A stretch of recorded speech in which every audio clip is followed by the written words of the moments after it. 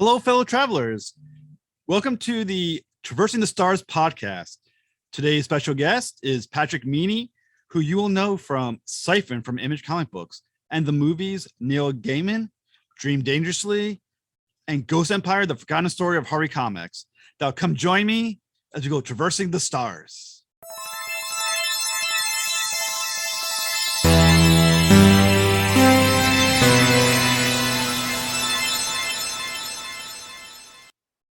The Traversing the Stars podcast. How are you doing? Oh, doing good. Thanks for having me. It's definitely my pleasure. I'm a big fan of your work. I got to watch your one of your older documentaries, Neil Gaiman, Dream Dangerously. It was fantastic. Awesome. Thanks. So you're a successful writer and director and producer. Yep. Which one of those loves came first?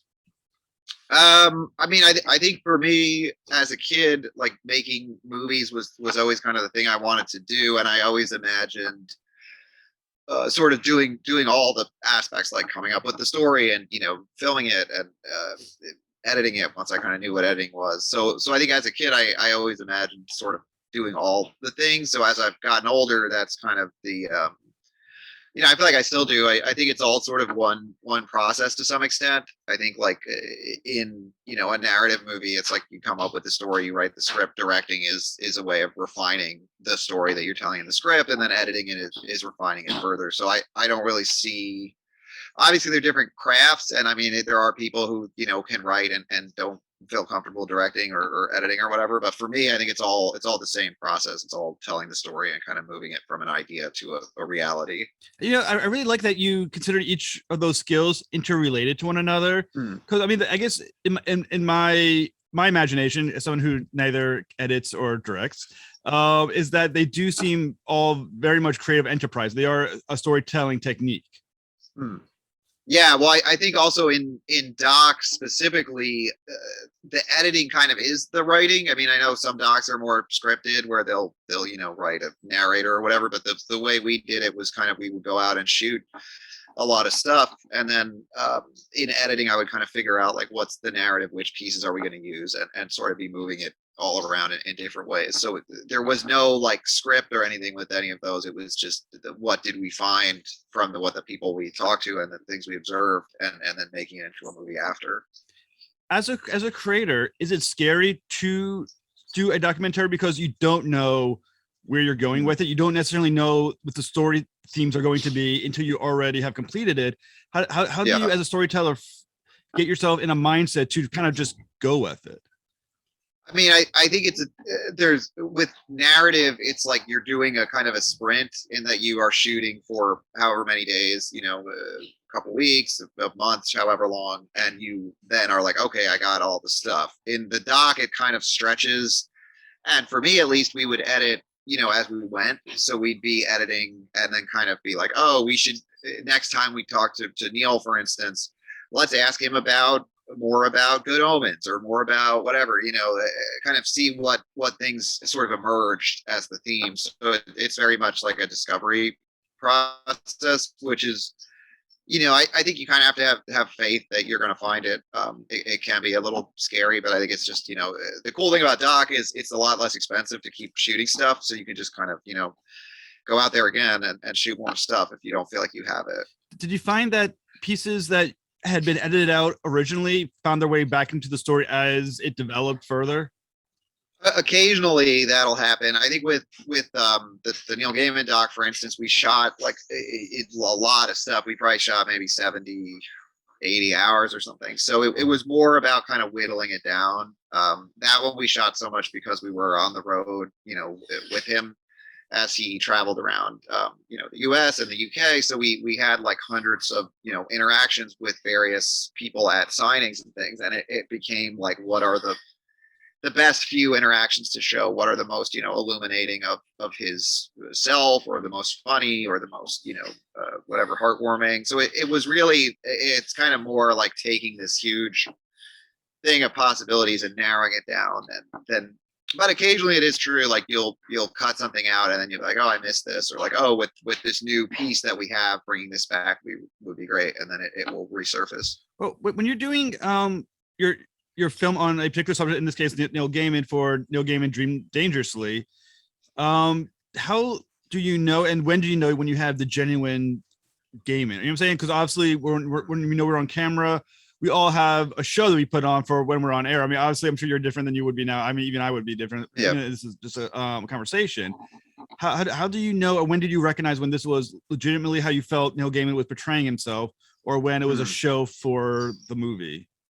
I mean, I think that's always kind of the meta question about any documentary that's a documentary portrait of anyone, is you're always kind of interested in that. What is the story that they're telling versus what is, the person that they are. I think with Neil, because of the nature of how we filmed, which was we shot over the course of this lengthy book signing tour, and we saw him, many times, and especially we were on the road with him basically shooting every day for about 3 weeks through the UK. So I think as time went on, I think he was getting more tired and sort of worn out. I think he was more comfortable with the camera being there and kind of forgot about it. And I think you sort of got to see him, open up more, and especially, when you're doing like a public event, like a signing, it's kind of like doing like a concert movie. Like he's not, if there's people around in the public and whatever, he's not going to be the same as he is at home. But I think especially after the events ended, we would kind of talk to him every day and be like, what do you think of this? What was a highlight or whatever? And I think he was, just perhaps by being so tired was, so kind of unguarded there. And I think we were getting genuine, genuine stuff. That's the key. Wear the subject down long enough for them to be open with you. Yeah. I mean, I think a big part of it is, I know like some docs, I'm sure, the bigger docs have like big crews and a lot of, moving lights or whatever, but it was just 2 people for us. I mean, we had, a mic on Neil, like a lav mic with a wireless transmitter. So we would just kind of, follow him, but it wasn't like we were like, oh, whatever, like redo that or something. It was just, he was doing his thing, and we would, we could hear him. So it was like, on the footage, I could hear, whatever he's saying. So we got a lot of moments that I think he wasn't, like, oh, I'm on camera doing this. It was more like, I'm just going about my day. Well, I mean, obviously he has a very close-knit group of people who he worked with, like Kat Mios and those as people as well. When you went forward with the documentary, did you find that they were very open talking to you as well, or were they more guarded and very protective of Neil and protecting, obviously, the image that they want for, I mean, in many ways, their friend, but also their boss as well? Yeah, well, I think it's a mix. I think that the people around Neil, genuinely like love him and respect him, and are there to kind of protect him from and allow him to keep, working or signing or whatever. But I mean, I don't think there was that much to be guarded about. I don't think that he's the kind of person who's like a serial killer or something, where it's like, or I think that it kind of is what it is, and that's what most of the people we interviewed said.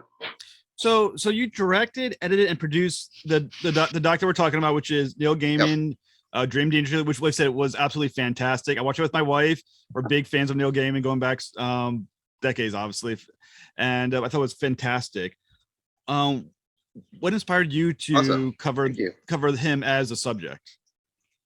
Well, I had done a project about Grant Morrison before, and was fortunate to kind of make a name for myself in the sort of comic book world, and kind of have a reputation as somebody doing docs about that. And I think for me, I looked at like Grant and Neil were 2 of the biggest influential writers for me as a kid, as a teenager growing up, and the Vertigo era was hugely influential. So it was exciting for me to be like, oh, I would love to tell this story and kind of learn more. I think for me, like all the docs that I did started with a curiosity on my part, since we're not making like a ton of money off these. So if you're doing the subject, it has to be something that you're interested in and that you would want to, I guess like one of the greatest rewards of doing any of these is being able to ask the questions that I always wondered, and, get to know these people who inspired me. So that Neil was definitely one of those people, and Sandman and other things that he did were such a,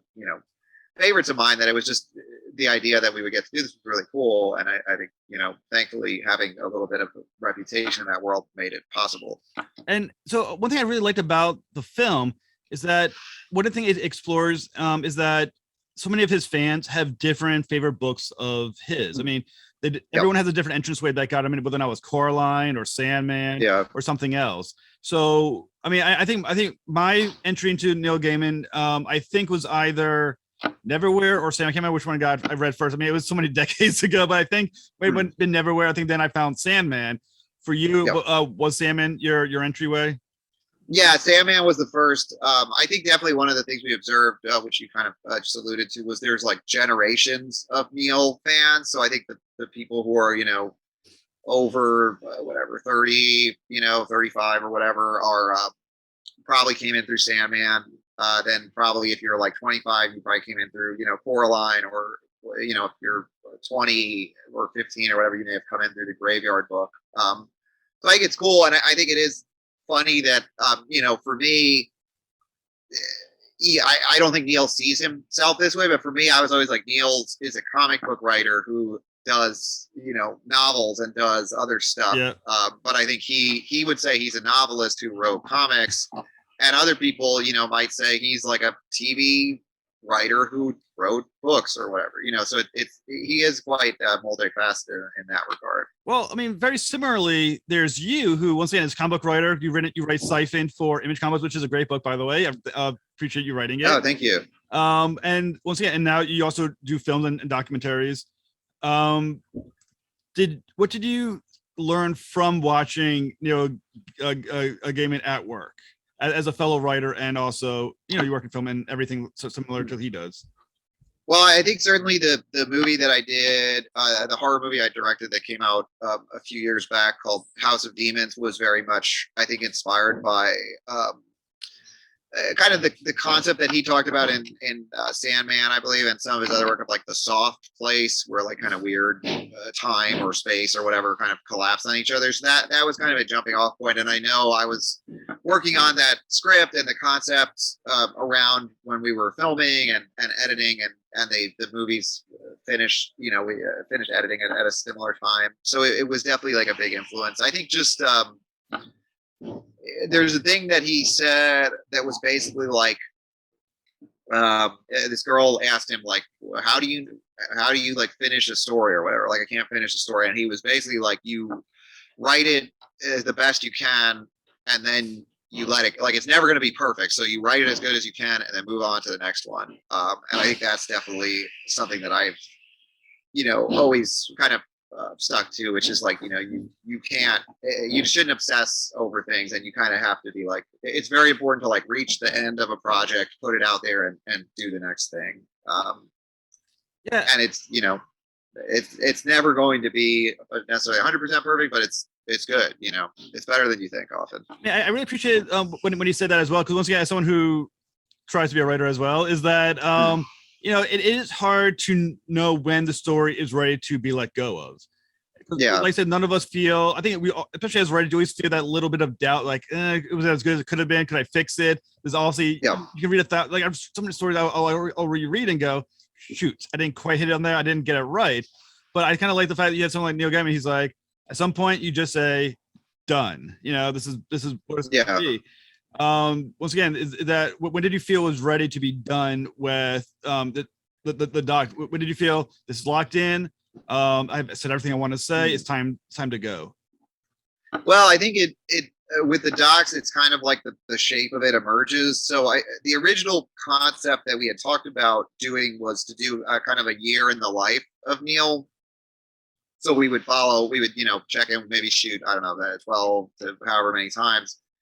And then this big book tour popped up, and that became such a big thing, like an all-engrossing thing, that it was kind of like, okay, that's the movie. That it's not the year in the life, it's this book tour thing is the movie. And you can see in the movie there's a thing where he like reads A Christmas Carol and stuff, which was we had shot other stuff that would have been from this year in the life thing. But I think once we saw that, we were kind of like, okay, there's a beginning, middle, and end of this thing. And then the conflict emerged, which the central conflict of the movie is basically like, is Neil like a public figure celebrity who is known as a writer, but is like I think he loves to go out and meet with the people, and there was kind of this tension of like, does he want to be a rock star or does he want to be a writer who sits in his house alone? And I think he wants to be both, but you can't be both. So that's kind of the tension of the movie. And I think once we, had the end of him back in his house and writing, and we had shot all this stuff on the road, it felt like that's the story, and I felt good about it. Yeah, I thought it was really interesting, especially like I said, as you're saying, when he's thinking about, you can't do these book tours and these signings and everything else and still have time to write. I mean, one thing has to, you have to lose one or the other. And I think another thing I thought was interesting, at least in my opinion, the theme of the movie is the cost of fame. And I was thinking about, how do you feel that Neil Gaiman was overwhelmed by his fame, or did he find it stifling? I think he finds it difficult in certain places. So I think like in the 80s, say, or the early 90s, he could go to Comic-Con and kind of be like, oh, I'm hanging out at the bar and chatting with, whoever, Karen Berger and my friends.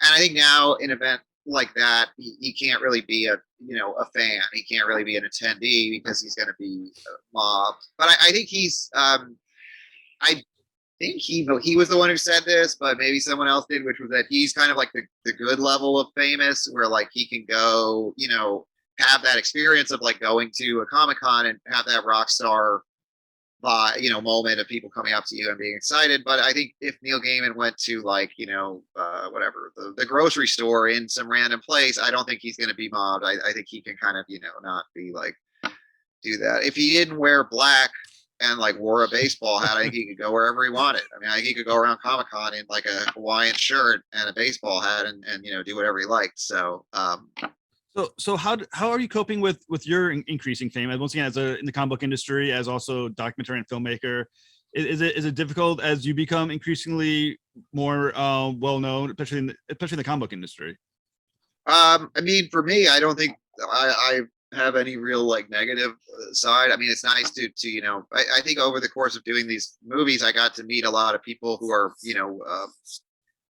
where I was a big fan of, or contemporary people who I saw kind of like rise up.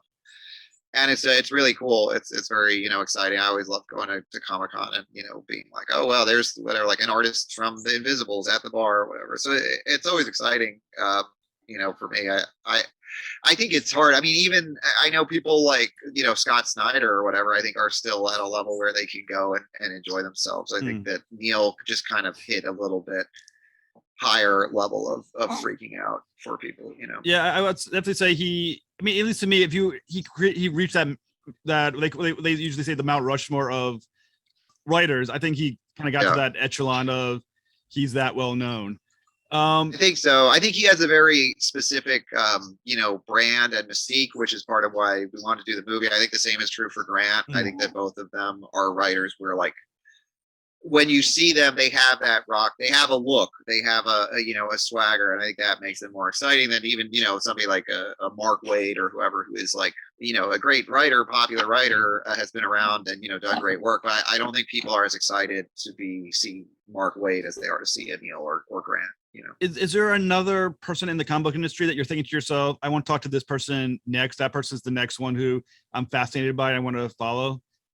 I mean, I think I was pretty fortunate. I think that's to get to do, the stories that I really liked. I know like the doc I did on Chris Claremont was one that was like he was another writer who was a huge influence on me, and I'm a huge fan of his work, and I felt like he was very underrated, and I think his contribution to comics and culture as a whole was something that wasn't really talked about. So that with that one, it wasn't. With Neil, I think it was kind of like, this is a celebration of someone who is properly rated, which with Chris Claremont, I think it was more like, this is somebody who like people will look on like Jack Kirby. They look on Jack Kirby today, but when Jack Kirby was alive, they didn't think of him that way, so I think with the doc on Chris, it was more about, for me, like, here's somebody who I think is hugely influential, and I want to capture that story so that it exists, because like this is such a key piece of modern mythology, the X-Men. So before we get into Ghost Empire, where can listeners find Neil Gaiman Dream Dangerously? let's see. It's always different places now. So I'll take a look on my website. I believe it's currently on. You can buy it on Amazon. I believe you can stream it on Amazon. It's available on Tubi. It's available on Pluto TV for free. You can get it on Amazon through, I think, Shout Factory TV, which you can do a free trial to. So you can, if you want to watch it that way, get a free trial to it. Check it out. There's a Blu-ray as well that you can pick up. So there's a bunch of options for you. So your newest film that you're producing is called Ghost Empire: The Forgotten Story of Harvey Comic Books. So yeah. How did you get involved with this project? So this was a different sort of thing because I got approached by Johnny Harvey, who is sort of the grandson of one of the founders of Harvey Comics. And he was doing this doc and knew that I had done all these docs in the comic book world. So I came on to kind of help shape the story as it was going forward. So with that one, it's still it's moving along, but it's there's some like deals and things that are being worked out, so it's not going to be out immediately. But I can tell you a little bit. It's a little bit different because it's more about the early days of comics, but it's a pretty cool journey through this company that was, hugely influential and had Casper the Friendly Ghost and Richie Rich and all these well-known characters. And I feel like it's kind of along the lines of like Succession a little bit, where it's like this family business that, everybody kind of wants a piece of, and there's a sort of power struggle and things like that. So it's at once it's sort of like kind of a classic, like heartwarming, immigrant story of like, immigrants made good sort of story, and then it has a little bit of this Succession kind of family drama infighting, which is interesting. And of course, I think it's pretty interesting for Johnny, who didn't know about this company growing up, and came in after, was born after the company had kind of ceased to exist, to kind of go back and discover this family history for him. So Harvey Comic Books obviously featured as a Casper the Friendly Ghost, Dick Tracy. Why do you think the characters in the comic books are so well recognized, but the company itself isn't as well remembered, or not well remembered, but as remembered by as many people? Well, I mean, I think it's been a while, since they were being published. So I think, as comics have gone on, I think we are quick to praise the more like mature and sophisticated comics. And I think, there was big, especially in the 80s and 90s, there was kind of that like comics aren't for kids anymore. Look at how sophisticated this, or look at the theme, the way this, be it Watchmen or like things from the 70s or whatever. It was all kind of like comics are not for kids. So I think to have comics that were for kids and, were kind of along the lines of like a Sesame Street or whatever with very kind of positive messages, it doesn't necessarily isn't what people who are kind of praising comics or advocating for comics aren't necessarily like, yes, comics are for kids. So I think we've seen a little bit in more recent years, successful comics for kids and things like, Raina Telgemeier or whoever, who have these very successful YA books. So perhaps there will be kind of a renaissance of Harvey Comics, but I think also some of the legal issues that are talked about in the movie are part of the reason that maybe these characters aren't there as much as you would expect. The thing with the Harvey comic books, I mean, obviously, as you said, comic books has had a push, especially since the mid 80s, to become more sophisticated. But once again, though, you need these younger comic books for like Friendly Ghost and the ones for younger kids to get to keep your audience in the future. And do you think that people are forgetting the importance of starting fans younger? I mean, I think that's definitely the case. That's one of the things they talk about in the movie, is that this was kind of like a ladder where you would start at Harvey and then go to DC and then maybe go to in later days like Vertigo or Indies or whatever. So I think that it is true that it's not something that you'd imagine that a kid would read a comic book. I don't think there are a lot of good comic books in the classical format, for kids. I think if you go into a comic book store with like a 5-year-old, maybe they'd enjoy some of the older, the DC books or whatever, but they're all fairly like, I think the audience they're thinking of is adults. Yeah. So, or I would agree. I mean, I think some years ago, I think about 4 or 5 years ago, I wrote an article for a website for the fan base of the comic book industry. I think I found you're basically talking about mid-20s now. I mean, it really has skewed way older than it ever used to. Definitely. I mean, I know for me personally, I didn't really get into comic books until I was, 15 or so. And that was just because I loved like sci-fi movies and I loved things. And I was like, oh, I want to read more of these kind of stories. And then I kind of got into comic books and I was like, oh, this is real. There's so much great stuff here. This is awesome. But it's not something where I had been reading it since I was a kid and, went from things like Harvey to older. So as you mentioned, Johnny Harvey is one of the people in the film, the director. Because he is so connected to the Harvey comic books, what layers does it add to the movie to have it through his voice? Well, I think the biggest thing is he was able to get interviews with kind of all the surviving family members who were involved, and knew the people who founded the company and such. So he, I think it's a lot easier, and you probably get more personal details and things like that because it's like this is my nephew or my son or whatever, as opposed to like here's a random person turned up. So I think that's gives it more of that family feel. So I think when the film ultimately comes out, it will be something where people who like comics or were familiar with the comics can enjoy it. But if you liked Succession or if you like things like I know like when I was a kid there's always like Ken Burns baseball or whatever, and it was like in Brooklyn the kids were playing stickball and watching the Dodgers, and like that kind of vibe I think is a lot of what it is, like that 50s or 40s or whatever immigrant New York sort of vibe, which is always interesting. Oh, I'm a big Ken Burns fan. I mean, Gettysburg is fantastic. Baseball is both are absolute fantastic films. So in the 80s there was a story where Harvey was almost purchased by Marvel Comic Books and Jim Shooter. Yeah. How do you think that would have impacted the character? Do you think they would have saved the characters and they would still have been as produced as popularly as they are nowadays? I mean, I think probably had it happened, like the movie goes into that quite a bit. And they created a kind of knockoff called Star Comics, I believe. I don't think they'd be made today because I think just the business changed. I mean, I think they'd have probably run, through the early 80s or late 80s. And, but in the early 90s, I think we saw that the speculator boom and kind of the image boom and stuff and the move away from the newsstand to the comic book store. And I think that Harvey probably lived on the newsstand. I mean, I know like a lot of the interviewees are like, I lived in whatever, like Brooklyn, and I'd walk down the street to the candy store and I pay 10 cents and I get my comic book. And I think that was kind of the environment in which they flourished, not necessarily like I drove to a comic book store and picked up the book. So what lessons can be learned from the fall of Harvey comic books, from either a fan standpoint, a corporate standpoint, a creator standpoint?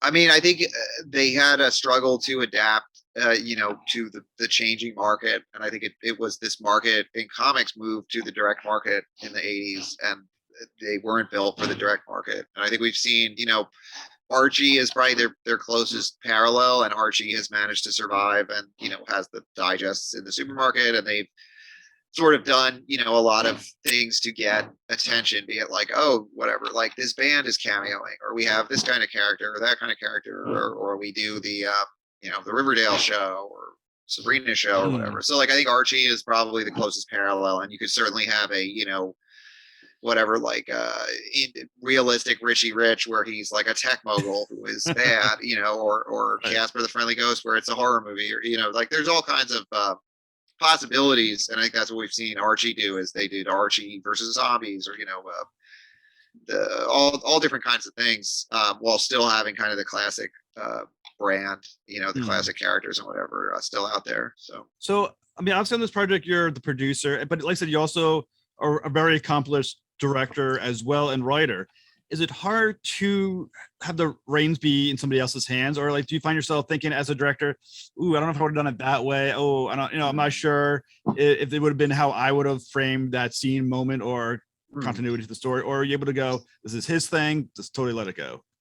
I mean, I think it's, you kind of have to be the part that you're there to play. So, certainly the experience that I have making my own movies can inform, and I could say, like, oh, you could cut this, or you should move this around, or this is unclear, or whatever. But I think ultimately, you have to be the piece of the machine that you're supposed to be. So it's I'm sure if you were to be like, you're going to direct this whole movie, it would be a different beast. But I don't. I think it's nice to have that different role and to not necessarily do everything on every project. So, as you're working on Forgotten Empire, and you're also working on, like I said, and you've done all work with Grant Morrison, you worked with Neil Gaiman. Once again, how has that affected you? Once again, as you're working on your as current title like Siphon, as a comic book from Image, do you find that the experiences have changed either how you were going to approach future issues or a current issue, or just how you just thought about the entire process as a whole? I mean, I think that getting to talk to, so many of the greatest comic book writers and artists of all time, it really makes you think about what makes the medium, what makes comics work. And I think it's an interesting craft, because I think the best comics, like the ones that, like Sandman or a lot of Grant's books or what have you, they're not like storyboards for a movie, which is what I think a lot of newer writers write, or people who aren't as familiar with comics. And they're not like a book where it's like you're just writing it out and then it's like a picture book. I think you want to have the words and pictures create something intangible, and I think that's one of the things that talking to Neil, who does a lot of mediums, I think he does a good job of writing differently for the different media. I love his comics writing. It does have a more like literary quality, I think, than a lot of comics writers, but I think it works. I don't think it feels like a book. I think it feels like a comic book in a great way. Comic books itself is a collaboration. Obviously you got a writer, you have a co-writer on Siphon. There's pencilers, often an inker, colorist, editor, all that stuff. When you're making a film, once again, a collaboration between director, producer, if there's an actor, if there's a film, there's your subject. Does working in the film and collaborating on this project help you be a better collaborator in your comic book world? I mean, I think so. I think in the films I've done, like either narrative or documentary, I get to kind of do most of the pieces typically. Like I, come up with the idea and direct it and edit it. So I'm very involved in all the different pieces. And then in the comic, it's more you write the script and then kind of the artist takes it from there. So it's exciting it's kind of more of like a little bit of like, I guess, like a Christmas morning type vibe, when you're like, oh wow, that's what this looks like, that's really cool, or like, oh, this page is awesome. It's not like when it's a movie and you've shot it and you're like, oh, I remember all the like that's finding the location and doing this and that or whatever. So instead it's just like, oh wow, there it is, it appeared, and it's awesome. So that's one of the cool things I think about doing comics for me is to see what someone else's take on the stuff is. So Ghost Empire, you say it's not going to come out immediately. Do we have like a realm of when you think it's going to be released? It's hard to estimate. I would say just keep an eye on the social media, because there's some stuff happening that could be really cool. But I think the COVID and different changes in the streaming world and what have you have sort of made things go a little slower than we would like. But it's moving along, and it's going to be a really cool story when it does come to fruition. So what can our listeners look forward to next from you? Well, the thing I'm working on now is editing another narrative film that I shot a few months ago, and is moving along and will be out sometime next year. It's called The Brink Of, and it's kind of a change of pace. It's about this like indie pop duo who are kind of have a romantic entanglement in their band and have to figure out like how are we going to move forward as a band and as in our relationship and things like that. So it's sort of like a Star Is Born kind of vibe, and it's we have about 7 original songs for the movie, which the 2 lead actor and actress wrote. So it's really exciting. I'm editing that now. Oh, that's very cool. Hopefully when it's ready, I hope you come back on, you can talk about it. Yeah, I would love to.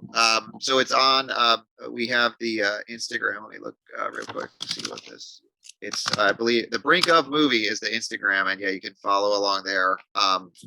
And yeah, we shot in July, and it went great. And now there's a pretty far along cut, and we're hoping to finish up early next year, and then hopefully, I'd imagine it will come out sometime later in the year. Well, Mr. Meaney, I want to thank you so much for coming on the show. You're a fantastic guest, and like I said, I don't want to, I can't stress enough just how much me and my wife loved the Neil Gaiman Dream Dangerously, and how much we're looking forward to the next project as well. Awesome. Well, thanks so much for checking it out. And yeah, everybody, you can find all my stuff at patrickmeaney.com. It's my name. And each of the film pages has where they're all available, since it always seems to change. So, but they're all out at different places and different things. So, well, thank you very much, sir, and I hope you have a fantastic day. cool. You too.